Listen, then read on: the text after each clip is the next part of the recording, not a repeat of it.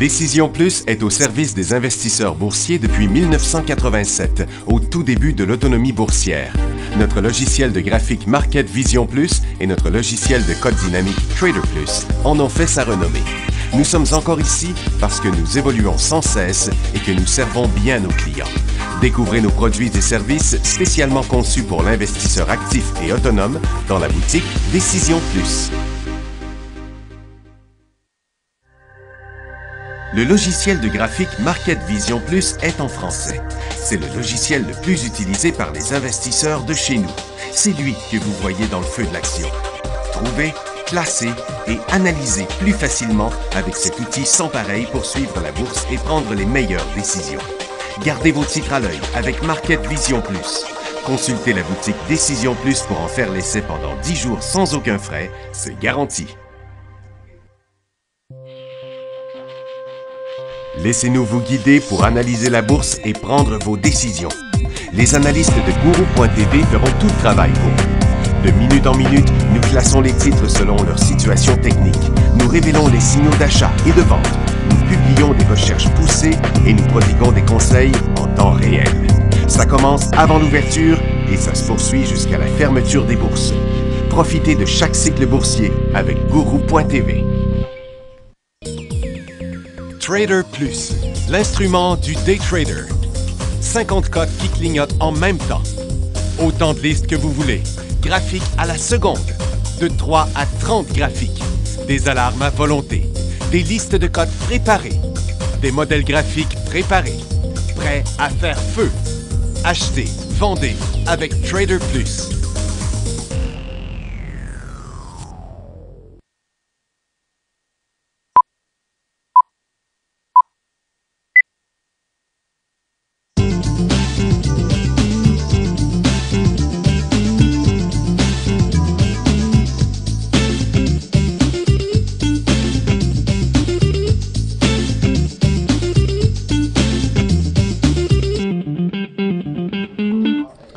Bonjour tout le monde, bienvenue dans le feu de l'action jeudi, pas déjà vendredi, jeudi le 28 avril 2016. Bon, les marchés ont été en baisse au tout départ ce matin à cause du PIB, puis à cause de la Banque du Japon qui se faisait aller les bretelles depuis une couple de semaines en disant « Bon, on a plein de cordes dans notre arc, on va agir si quelque chose se passe. On est même prêt à aller du côté des taux négatifs. Et puis finalement, c'est pas ce qui est arrivé du tout. Donc, ça a déçu les marchés au départ parce que ce que la Banque du Japon a fait, c'est qu'elle a gardé sa politique monétaire inchangée, ce qui a causé une surprise et fait chuter les bourses. Donc, le dollar américain, lui, se ramasse sur le bas de l'année. Donc, à son niveau le plus bas, c'est la troisième fois qu'on se ramasse là dans le mois d'avril sur le bas de l'année, comme vous le voyez ici. Donc, le Japon a chuté la bourse du Nikkei de 3,6 %. La Chine, elle, s'est contentée de rester à la même place. On attend toujours un mouvement haussier là, mais ça ne s'est pas produit. Et ce mouvement-là inverserait pour de bon la tendance baissière, mais c'est pas fait. À Londres, on est revenu à la case départ. Ça paraît pas beaucoup, là, mais on était en chute ce matin. On est remonté. Et le SPY se corrigeait sur son support ce matin. Maintenant, il est sur un haut, mais ça demeure quand même un marché sans direction pour le moment. Et le marché de Nasdaq a remonté un peu. Ça a beaucoup été aidé par Facebook ce matin qui a sorti des résultats financiers très positifs et le titre qui est monté quand même pas mal. Et le SPY et le marché du Dow, on voit le Nasdaq ici dans un petit rebond, mais dans sa longue phase neutre. Le Dow Jones qui descendait ne descend plus vraiment, mais sans pour autant avoir débuté un cycle haussier. Et le SPY, c'est pareil. Et le TSX qui est devenu un petit peu plus positif parce que là, maintenant, toutes les ressources étaient en baisse. Le pétrole a commencé sont en hausse plutôt. Le pétrole avait commencé en baisse et maintenant est en hausse. Le mouvement qu'on a aujourd'hui, c'est un mouvement de la part des titres orifères. Allons-y d'abord avec quelques résultats financiers. Il y en a beaucoup. Cliff Resources s'attendait à moins 29 cents. Ils sont sortis avec plus 62, avec des revenus en baisse de 31 % par exemple. Mais ça n'a pas empêché Cliff de monter fortement. Canadian Solar, lui, est sorti avec... il attendait 97, ils ont eu 60. Et malgré tout, le titre est en baisse en dessous de ses supports. Ford est en décollage. Ils attendaient 47, ils ont sorti 68 cents. Donc, c'est un beau mouvement de la part du titre de Ford. Et ça, c'est le mouvement que je vous parlais tantôt de Facebook qui est en hausse de près de 10 %.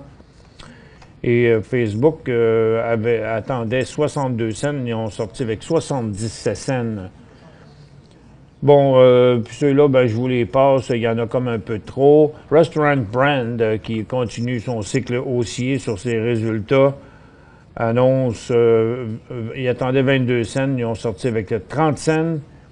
Gold Corp, ben, c'est pas tellement en rapport de ses résultats financiers parce que ils s'attendaient à 5 cents, ils ont sorti 10 cents, mais c'est parce qu'il y a un mouvement dans les titres aurifères présentement.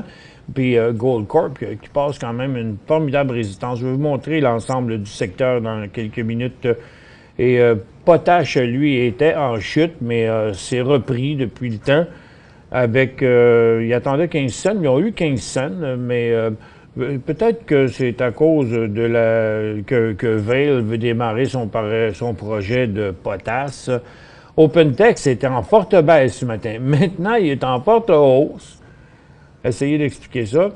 Ils attendaient 84 cents, ils ont eu 80 cents, 1,6 % de baisse des revenus. Pourquoi toute cette volatilité? On ne sait pas. Metanex est en baisse, maintenant est en hausse. Et Progressive Waste aussi est en baisse, maintenant est en hausse. Difficile à dire pourquoi tout ça, ça a viré de bord. Sanofi va acquérir la biotech Medivation, donc Sanofi sort de l'argent indécent. Medivation, lui, est en hausse. Et Abbott Laboratories fait l'acquisition de St. Jude Medical. Il sort de l'argent indécent, mais St. Jude est monté fortement de 28 % à 79,25 %. Et puis Vail qui continue son cycle haussier. Vail envisage redémarrer son projet de potasse Rio Colorado en Argentine après un long retard. Le projet aura un objectif de production inférieur. Mais ça pourrait être la cause de la baisse de potasse. Et finalement, ben Bombardier, qui là, de toute évidence, va être essoufflé, parce que, bon, c'est bien beau, là, mais ce sont toujours les mêmes nouvelles, des rumeurs devenues des nouvelles qui se confirment, parce qu'on les savait déjà, ces nouvelles-là. Delta Airlines a confirmé ce matin l'achat de 75 avions Bombardier d'une commande de 5,6 milliards US au prix courant. L'entente prévoit des options pour 50 avions C-100 ou CS-100 ou CS-300. Il y avait une conférence ce matin à Mirabel. Puis, mais là, Bombardier, si vous êtes dans un de ces deux cycles-là récents, c'était... Puis d'ailleurs, il y en a qui en ont profité pour prendre des profits. Le titre, le volume est toujours en vert, mais il y a une bonne partie des volumes à la hausse et une partie des volumes à la baisse, parce que depuis qu'il a ouvert ce matin, ça a été des prises de profit all the way. Donc, ils ont sorti la nouvelle, mais comme je vous disais, c'était pas des nouvelles. Et puis, comme vous pouvez le constater ici, le titre est parti en forte hausse, mais il a descendu tout l'avant-midi. Donc, tout l'avant-midi, ça a été des prises de profit. Donc, des vendeurs, malgré le fait que le volume est vert. Le volume est vert parce que le prix actuel est plus haut que la hausse d'hier. Mais ça descend depuis qu'il a ouvert ce matin.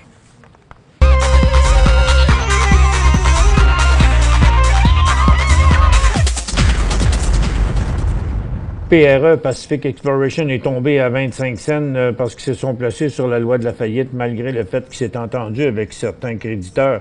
Et Suncor achète une autre tranche de 5 % de Syncrude pour 997 millions. Suncor qui pourrait être intéressant lorsqu'il va passer sa résistance. Puis ça continue à mal aller pour Valent parce que 5 administrateurs quittent le conseil, dont Mason Morfitt, et le président de la société, Robert Ingram, envisage de quitter aussi le conseil d'administration. On va vous ouvrir la barre de questions dans les minutes ou 2 minutes qui suivent. On a épuisé nos questions. Et comme vous voyez ce matin, le marché de Nasdaq avait parti en baisse. Maintenant, il est en hausse. Le Dow Jones a ouvert directement sur son bas d'hier et remonté à zéro. Et le SPTT aussi, qui avait chuté quand même assez fortement ce matin, bien, il monte autant qu'il descendait. La raison est inconnue, mais on comprend que le pétrole, on a été longtemps dans cette situation-là, c'est hier qui a été fort. Ça continue pas très fortement aujourd'hui. On va regarder ici sur un graphique en 15 minutes. Donc, c'est dans la journée d'hier que le pétrole a beaucoup monté, mais ce matin, il est quand même très calme. Le secteur hésite à monter plus que ça. Par contre, le pétrole, lui, était fort. Le gaz est faible, revenu à la case départ dans son mouvement neutre. Puis les pétrolières, ben il n'y a pas vraiment beaucoup de signaux d'achat. Un en particulier que j'ai vu ici tantôt, Parex, qui lui vient de passer une belle résistance. Donc, c'est le titre le plus intéressant parce que d'autres sont beaux aussi, comme Athabasca Oil, mais c'était hier son élan à la hausse. Aujourd'hui, il fait juste continuer son mouvement. Et plusieurs, comme PennWest, qui avait décollé hier, bien, ça hésite de monter. Donc, moi, je dirais que c'est plus à conserver qu'à acheter pour l'instant, le secteur pétrolier, mais quelques-uns sont plus beaux que d'autres. C'est les volumes qui sont très faibles. Parex est pas pire, Prairie Sky est pas pire, Kelt Exploration aussi, parce qu'il est quand même au-dessus d'une résistance très importante. Du côté de l'or, finalement, l'or a fini par passer cette résistance-là à très court terme, mais il y en a une autre située juste là. Mais les titres, eux, sont plus forts parce que la majorité, en tout cas beaucoup de titres, ont fait des nouveaux hauts aujourd'hui, comme Barrick Gold, qui va d'un signal technique haussier classique. Il y a Kinross aussi qui était dans les favoris des top 5 intra-séances ce matin sur Guru.tv. Il y a Yamana Gold aussi qui débute un cycle haussier, Agnico Eagle, Sandstorm, Kirkland, IAM Gold et plusieurs autres. Franco étant un peu plus faible que les autres. Il y a Goldcorp aussi qu'on a vu tantôt. Et puis les minières, ben aussi, c'est très positif. Troisième journée de hausse. Celui qui a été le plus fort dans tout ça, ça a été Thompson Creek, qui a montré un décollage mardi et monte depuis ce temps-là. C'est rendu l'heure de prendre un profit si vous avez embarqué dans cette position-là. Et puis il y a Hod Bay qui vient de passer quand même une résistance importante. Donc, sa tendance baissière était ici. Il y avait une longue formation neutre qui, là, est traversée. Le volume est quand même important. On est à mi-journée, on a atteint le volume de la journée d'hier. Et plusieurs autres titres. Donc, probablement que si vous êtes entré dans les minières, vous avez entré dans les premiers mouvements. Pour l'instant, c'est à conserver. Et un titre comme Teck Resources, ben, son point d'inversement de cette tendance-là maintenant serait ici. Donc, plus à conserver qu'à acheter, étant donné la hausse que le marché, qui ont déjà fait. Et donc, l'indice des matériaux demeure haussier, l'indice minier demeure haussier, l'indice des télécoms rebondit. Il était faible encore à l'ouverture comme les 2 derniers jours, mais on parle d'un petit rebond. Mais il y a tellement de résistance du côté des télécoms, je pense que c'est juste à conserver. Les orifères ont passé haussier aujourd'hui. La technologie, ben c'est OpenText, puis une autre grosse compagnie de logiciels qui ont chuté aujourd'hui et qui fait que c'est le seul secteur qui demeure haussier, qui demeure baissier. Dans le secteur industriel, c'est pas vraiment la force de CN qui a poussé ni CP qui a poussé le marché, mais Bombardier qui a été quand même très fort. Mais comme je vous expliquais depuis ce matin, Bombardier ne fait que descendre sur des prises de profit. Donc plusieurs en ont profité de sa hausse. Et il y a Finning aussi qui continue à monter. Quelques titres, Russell Metal qui est dans un nouveau cycle haussier, qui s'additionnent tous ensemble avec Progressive Waste aussi qui est en baisse ce matin, mais qui là repart à la hausse, mais le volume n'est pas crédible, donc je passerai par-dessus cette occasion-là. Donc Bombardier, en fait, qui est un des titres les plus forts du secteur. Pour joindre Michel Carignan et son équipe par courriel, écrivez à michelcarignan@decisionplus.com. 5 bonnes raisons de gérer vos investissements avec Banque Nationale Courtage Direct. Des frais de commission fixes à 9,95 en tout temps pour tous les clients et à partir de seulement 6,95 si vous êtes un investisseur actif. Aucun frais d'administration annuel si vous détenez plus de 20 000 $ dans vos comptes. La possibilité d'ouvrir des comptes enregistrés en devise américaine.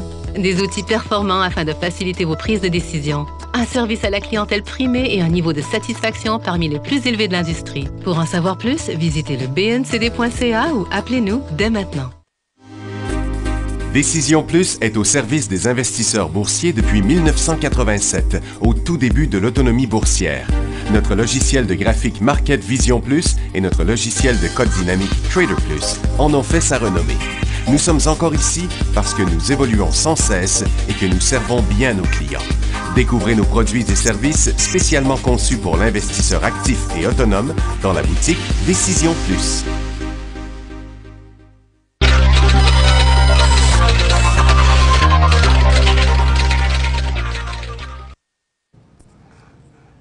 Bon retour, mesdames et messieurs. On y va avec une première question ici. Albert dit début d'avril 2016, achat Bombardier à 1,25 $, donc qui est ici, 1,25 $. Vendu 50 % hier matin sur la baisse à 1,84 $. Ici, OK, c'est bon. Ce matin, un quart de ma position à 2,10 $. Ah bon, tiens, un autre qui a profité pour en vendre un peu plus. Donc, il vous en reste 25 %. Quel serait le nouveau point d'entrée? Ah ben là, ça, on ne peut pas le savoir pour l'instant parce qu'il va falloir attendre de voir jusqu'où va aller la correction actuelle. Donc, si vous regardez ici dans le graphique intra-séance, il y a eu quand même une coupe de glitch, là. Ici, vous voyez, hier, le titre avait chuté avant de remonter. Là, il a monté puis il est revenu. Si je regarde ça en plissant les yeux un peu, là, on va comme éliminer cette cote-là que l'on voit ici. Et j'aurais tendance à faire ça comme ça. Et ça comme ça. Donc, laisser tomber elle et prendre juste le centre ici. Je pense pas qu'on devrait s'attendre à de grosses corrections sur Bombardier, mais je dirais que, à ce que je peux voir là dans le moment, disons que ça devrait continuer comme ça pendant une couple de jours. Je pense que 2,15 $ va être son sommet à très court terme. Donc, c'est au cours des prochains jours que ça va se dessiner. Laissez-moi tenter ici de vous le démontrer comme ça. Donc, je dirais, bon, le support est là. Premier cycle ici, deuxième cycle là. Le support, le nouveau support établi est ici. Donc, dans les possibilités, là, je verrais ça comme genre une formation neutre ici, là, comme les formations neutres qu'on a eues à divers endroits, là, comme ça. Je le verrais comme une formation neutre là et d'ici quelques jours, dans son nouveau décollage, quelque chose du genre. Donc, ça pourrait être dans les alentours de 2,15, 2,17, 2,20. Mais il y a aussi quand même la possibilité, dans une tendance comme celle-ci, qui en a, avec sa nouvelle tendance qui est là, de voir Bombardier peut-être se corriger encore un peu au cours des prochains jours et venir faire son creux un peu plus bas, à mi-chemin entre le haut et le bas, pour finalement venir décoller comme ça. Donc, je dirais que un des deux scénarios que je croirais serait un de ces gens-là. Donc, ce sera comme 2,17 ou 2 piastres, mais dépendamment de comment il va se comporter au cours des prochains jours. Mais pour l'instant, c'est la fin de son cycle aussi à très court terme. Analyser BTO. BTO, il est dans les titres aurifères. Le titre est bien beau. Si vous le possédez, vous le gardez. C'est tout simplement une belle tendance haussière. Ces supports sont tous plus hauts les uns que les autres. Il n'y a rien inversé depuis des mois. Ce sont les lignes comme ça, là, ici, vous voyez, regardez, excusez, une petite erreur. Donc, tous ces supports, quand vous les tracez comme ça, jamais aucun n'a été brisé à date. Et il n'y a rien à faire. On conserve tout ça tant et aussi longtemps qu'on ne se mettra pas à descendre de l'autre côté de l'échelle. Et pour l'instant, le premier signal de vente serait comme 2,33 $. De là à l'acheter, je trouve qu'il est rendu bien haut, bien loin. Ça commence à être risqué, une tendance très, très haute comme ça. Surtout au point où on est là, où là, le titre a rejoint sa ligne de tendance baissière des 5 dernières années. Donc, il faudrait être un petit peu prudent. C'est à conserver pour l'instant, mais à vendre lorsque le titre se mettra à briser ses supports. Richmond Line, RIC. Donc, lui, dans son cas, c'est un peu la même situation que les titres aurifères et minières. Il est dans une tendance haussière. Aujourd'hui, il débute un nouveau cycle haussier. Son volume n'est pas fort, par exemple. Avec 112 000, avec des volumes qui peuvent atteindre les 5 à 600 000, pour lui, c'est pas très, très fort. Mais ce ne sera pas un très mauvais achat, quelqu'un qui veut l'acheter. Si vous l'achetez là, c'est parce que vous êtes prêt à le vendre s'il tombait à 8,25, par exemple. Pas le plus fort des titres, mais pas parce qu'il y en a d'autres de plus solides que lui, dans ceux que je vous ai montrés tantôt. Qu'est-ce qu'on fait avec nos titres aurifères? Le loup, on les conserve. On les conserve parce que nos titres aurifères, l'or est en hausse, les titres aurifères débutent un nouveau cycle et il y a plusieurs élans haussiers aujourd'hui, c'est à conserver. Et à très court terme, on pourrait considérer des achats, puis comme dans tous les cas, ça décolle à partir d'un support intéressant, un support solide. Donc, mais par contre, évitez de trop acheter parce que la tendance est déjà à la hausse. Si vous en avez, je considérerais que garder ce que vous avez est bien assez. Si vous n'en avez pas, dire OK, j'ai-tu manqué la vague, achetez-en pas trop non plus parce que la tendance est pas mal avancée et gardez toujours comme point de vue que le support actuel serait le point d'inversement, là. Donc, juste ici, le creux que l'on a sur la grande majorité des titres présentement. Bonjour Michel, j'ai acheté le 27 avril EQT. Equitas. À 7 cents. J'ai besoin de ton analyse. Merci à toi et à ton équipe. Bien, Sandro, le 27 avril, c'était hier. Bon, vous avez acheté ça là hier parce qu'il y avait un gros volume ici, OK? On voit là, volume de 5 millions. Regardons-le plus en détail. Il y a un petit quelque chose de bizarre à propos de ce titre-là, c'est qu'il a monté hier, c'était à quelle heure ça? C'était ici, à 10h45. Bon, je vais le mettre en 5 minutes, parce qu'en 15 minutes, là, ce titre-là, c'est un titre qui ne fait pas beaucoup de volume. Il y a eu un volume déjà au départ de 1,3 million ici. Puis après ça, il y a eu tout un paquet de volumes de 500 000 dans les mêmes 5 minutes, mais sans avoir de variation dans le prix. OK? Ça fait que je trouve que c'était peut-être un peu risqué. Mais pour l'instant, il ne se dégonfle pas, il reste là, son support est à 5 cents. Je vous dirais, conservez-le. C'était loin d'être le meilleur des achats. Mais pour le moment, je crois que vous devriez le conserver. On revient après la pause.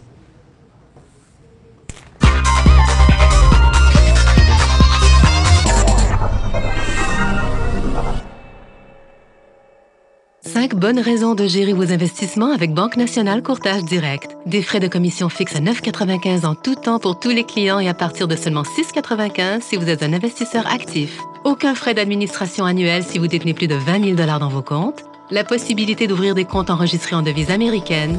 Des outils performants afin de faciliter vos prises de décision. Un service à la clientèle primé et un niveau de satisfaction parmi les plus élevés de l'industrie. Pour en savoir plus, visitez le bncd.ca ou appelez-nous dès maintenant. Laissez-nous vous guider pour analyser la bourse et prendre vos décisions. Les analystes de Guru.tv feront tout le travail pour vous. De minute en minute, nous classons les titres selon leur situation technique. Nous révélons les signaux d'achat et de vente. Nous publions des recherches poussées et nous prodiguons des conseils en temps réel. Ça commence avant l'ouverture et ça se poursuit jusqu'à la fermeture des bourses. Profitez de chaque cycle boursier avec Guru.tv.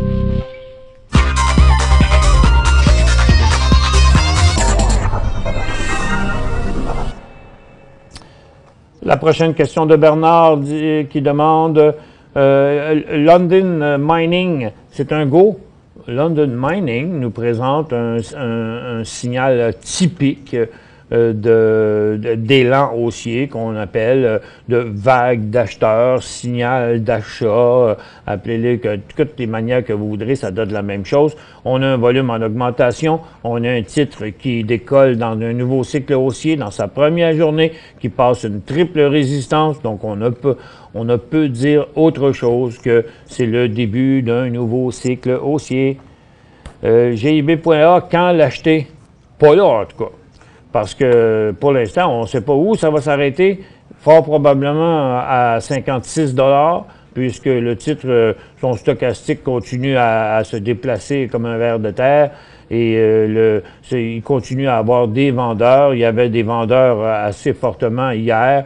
Donc, pour le moment, c'est de la vente. Donc, tant et aussi longtemps. Vous savez, on avait passé la résistance ici, là, mais après quand même un bon bout à la hausse. Donc, pour moi, même si je pense que le titre est encore dans sa tendance, le titre est encore dans sa tendance haussière, pour l'instant, de toute évidence, il semble qu'il s'en revient jusqu'à son support. Donc, ce qui lui donnera... Si on peut faire ça de même aussi, là, parce que ici, c'est l'aller-retour. Donc, ça, c'est des acheteurs. Ça, c'est des vendeurs. Donc, les acheteurs qui sont entrés ici sont sortis, là. Donc, à toute fin pratique, le titre est en train de revenir à la case départ, à l'intérieur de sa formation neutre ici. Donc, je pense que le titre pourrait revenir. En tout cas, il faut attendre au moins de voir à quel endroit CGI va venir faire son creux, parce que ici, il pourrait se rendre jusqu'à son support. Donc, s'il fait son creux ici, il redécolle là, ce sera là. S'il revient faire son creux là et il décolle ici, ce sera là aussi. Amaya, est-ce que c'est un achat? Ça me surprendrait. Non, c'est ça. Parce que je ne l'avais pas vu. Et non. Avec toute la controverse qu'il y a eu sur Amaya de ce temps-ci, moi, je pense qu'on devrait être patient et attendre, mais pas acheter. Pour l'instant, si le titre se présentait avec un volume là, de 500 000 à 1 million, avec un prix qui décollait au moins dans les 18,5, mais pour le moment, rien n'indique qu'une telle chose pourrait se produire, puisque tous ces sommets sont négatifs, ces tendances sont négatives, on est loin de l'inversement. Et en plus, ce que j'aime pas d'Amaya au cours des derniers mois, c'est qu'il a fait beaucoup de faux signaux dans toutes les directions, là. Je le trouve pas très, très beau techniquement. On voit d'ailleurs, on peut sentir que c'est pas clair dans la tête des investisseurs non plus lorsque toutes sortes de gribouillages se dessinent comme ça sur les graphiques.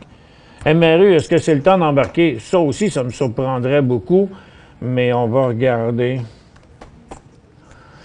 Non, c'est ça. Remarquez que c'est un des plus solides parmi les épiceries dans le moment, parce qu'il chute, tout simplement parce qu'il chute moins. Mais il a aussi chuté et son dernier cycle haussier s'est annulé. Et là, est-ce qu'il va suivre la vague des autres titres d'alimentation? Regardez, je vais le mettre où il est là. Bon, vous voyez, l'ensemble des titres se sont pas mal corrigés. Mais Métro, lui, c'est moins corrigé. Il a suivi le même mouvement ici, Métro, il l'a suivi. Mais le dernier mouvement à la baisse, Métro ne l'a pas suivi. Lui, il est resté là. Mais il y a Couche-Tard qui est en chute. Il y a Jean Coutu qui est en chute. Il y a l'Obla qui a descendu plus que Métro. et Weston aussi qui a descendu plus. Vous savez, les prix sont considérablement à hausse, puis ça a pas mal fait mettre les freins du côté des acheteurs là, dans l'épicerie. Vous avez vu, pareil comme tout le monde, tout ce qui est sorti dans les journaux, puis c'est vraiment palpable lorsqu'on va à l'épicerie, comment les prix ont considérablement augmenté. Puis, veut pas, ça crée de la retenue chez les consommateurs. Et je dirais pas que les épiceries sont dans leur meilleur temps, surtout là, au prix où ils sont là. Puis après avoir monté autant au cours des derniers mois, je n'achèterai pas. Quand votre prochaine formation live, les dates sont sorties, mais je les ai pas par cœur. C'est là, bientôt, dans le mois de mai. Allez voir dans le site, les dates devraient être sorties, sinon on va s'arranger pour que ça le soit demain, tiens. Mais je pense que c'est c'est à la mi-mai. Acheter Gênes à 22 cents. Régent GEN à 22. Il est encore beau. Le titre ne fléchit pas. Ses volumes sont moins élevés, ont été moins élevés sur chacune de ces hausses, mais ils ont quand même demeuré toutes des hausses. Les creux sont plus hauts les uns que les autres. Le titre reste dans sa formation. Il y a pour l'instant, à très, très, très court terme, juste en bas des 20 cents, il faudrait réduire peut-être un peu, mais d'un autre côté, dans un bris à 27, 28 cents, ce serait un beau signal technique d'achat. G est en explosion, ça c'est Gold Corp. Oui, comme les titres aurifères, Gold Corp présente un signal d'achat technique aujourd'hui. Merci d'avoir été avec nous. On se retrouve demain, vendredi, dans le feu de l'action.